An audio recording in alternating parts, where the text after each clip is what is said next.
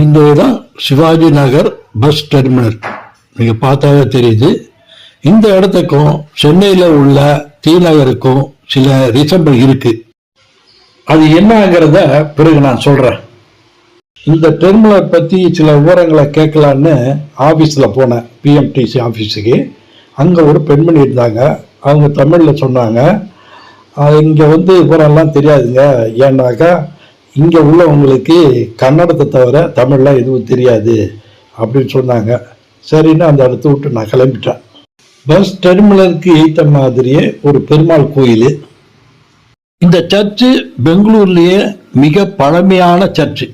இது Catholic church. இது மட்டும் இல்லை, உயர்ந்த மினார் கோவில் கோபுரம் கர்நாடகத்தில் இதுதான் உயரமானது. இது கட்டப்பட்டு திறக்கப்பட்ட ஆண்டு 1882 செப்டம்பர் 8.